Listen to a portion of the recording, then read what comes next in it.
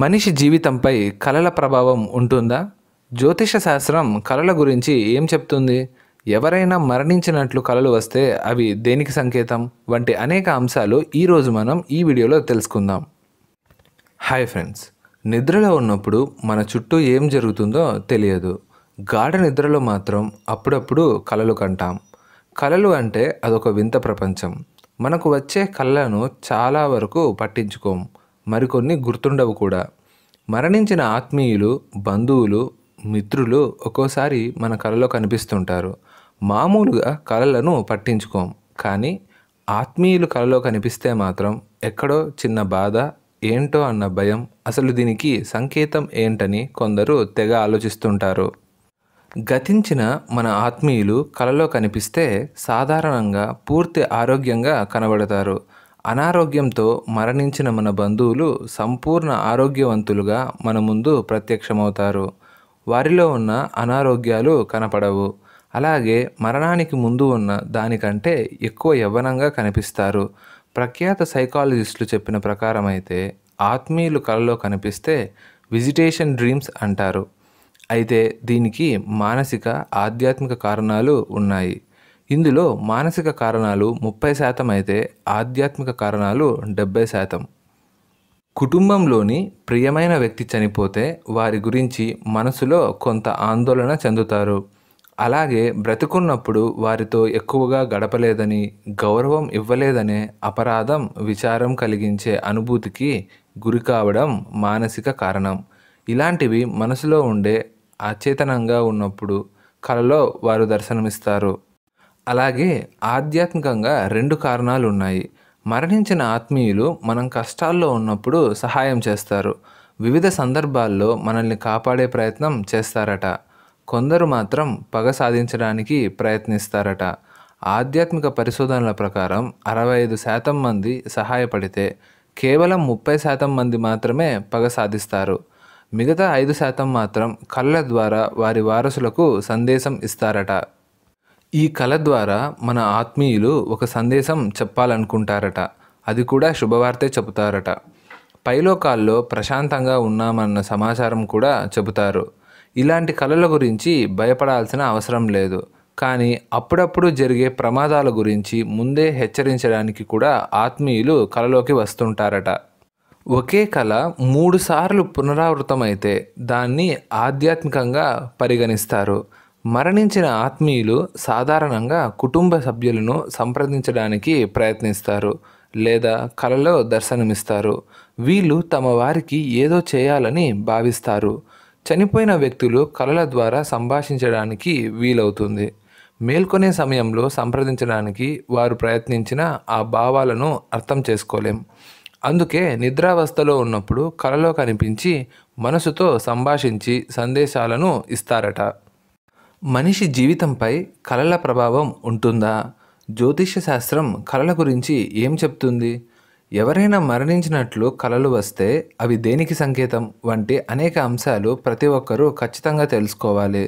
పురాతన కాలం నుండి కళలు భవిష్యత్ సంఘటనలకు సంబంధించినవిగా కనిపిస్తాయి. రామాయణ కాలంలో కూడా దశరథుడు మరణించే సమయంలో రాష్ట్రంలో ఏదో చెడు జరిగిందని రాముడు ఒక అరిష్ట కళ గన్నాడు. రావణుడు తన మరణానికి ముందు కలలో పలు అశుభ సంకేతాలను అందుకున్నాడు. చాలా కళలు భవిష్యత్తులో జరిగే పరిణామాలను సూచిస్తాయి అని జ్యోతిష్య శాస్త్ర నిపుణులు చెబుతున్నారు. మరణానికి సంబంధించిన కళలు, వాటి ఫలితాలు, ఇక మరణానికి సంబంధించి వచ్చే కళలు ఎప్పుడూ చెడుగా ఉండవని జ్యోతిష్య శాస్త్ర నిపుణులు చెప్తున్నారు. ఒక్కోసారి మరణంపై వచ్చే కళలు కొన్ని సమయాల్లో శుభ సంకేతాలను కూడా ఇస్తాయని చెప్తున్నారు. మీకు కలలో మీ మరణం కనిపిస్తే అది శుభప్రదం అని చెబుతారు. మీరు త్వరలో అదృష్టాన్ని పొందబోతున్నారని దీని అర్థం అని చెబుతున్నారు. అనారోగ్యంతో ఉన్న వ్యక్తి తన మరణం గురించి కలలు కన్నట్లయితే అతని ఆరోగ్య పరిస్థితి మెరుగుపడుతుందని అర్థం. కలలో చనిపోయిన వారు వస్తే సంకేతం ఇదే. ఒక వ్యక్తి కలలో ఎక్కడికైనా వెళ్తున్నప్పుడు అతని మరణాన్ని చూస్తే మీ చింతలు తొలగిపోతున్నాయని అర్థం అని జ్యోతిష్య శాస్త్రం చెబుతోంది. మీ కలలో ప్రియమైన వ్యక్తి మరణాన్ని మీరు చూసినట్లయితే వారి జీవితం దీర్ఘకాలం ఉంటుందని అర్థం. మీరు ఒక కలలో చనిపోయిన వ్యక్తిని చూస్తే అతని కోరికలు కొన్ని నెరవేరకుండా మిగిలిపోయాయని అర్థం. ఆ వ్యక్తి మీ ద్వారా తన కోరికలు నెరవేర్చుకోవాలనుకుంటున్నాడు అని అర్థం. కలలో చనిపోయిన వ్యక్తితో మాట్లాడడం అంటే మీ కోరిక నెరవేరుతుందని, మీరు వ్యాపారంలో లాభం పొందవచ్చని అర్థం. అదే సమయంలో కలలో చనిపోయిన కుటుంబాన్ని దహనం చేయడం చూస్తే మీ సమస్యలు త్వరలో ముగియబోతున్నాయని అర్థం. మరణానికి సంబంధించిన అరిష్ట కళలు ఇవే. ఇక మరణానికి సంబంధించిన అరిష్ట కళలు కూడా కొన్ని ఉంటాయని జ్యోతిష్య శాస్త్రం చెబుతోంది. కలలో ఆత్మహత్యను చూడటం అరిష్ట సంకేతమని తెలుస్తోంది. దీని అర్థం మీరు కొన్ని ఇబ్బందుల్లో పడబోతున్నారు లేదా మీకు ఏదైనా వ్యాధి లక్షణాలు కనిపించవచ్చు అని చెబుతున్నారు. కలలో దయ్యం కనిపించడం కూడా భవిష్యత్తులో పెద్ద సమస్యను సూచిస్తుంది. కలలో చంపబడిన వ్యక్తిని చూస్తే మీరు ప్రత్యేకంగా భావించే వ్యక్తి మిమ్మల్ని మోసం చేయవచ్చని అర్థం. కలలో నరకబడిన తలను చూడటం అంటే మర్డర్ చూడటం మంచిది కాదు. మీరు పెద్ద సమస్యను ఎదుర్కోబోతున్నారని దీని అర్థం. అలాంటి కలలు మరణం వంటి బాధల సంకేతాలను సూచిస్తాయి. కలలో గుండు చేయించుకోవడం మంచిది కాదు. ఇది మరణ భయానికి సంకేతంగా కనిపిస్తుంది.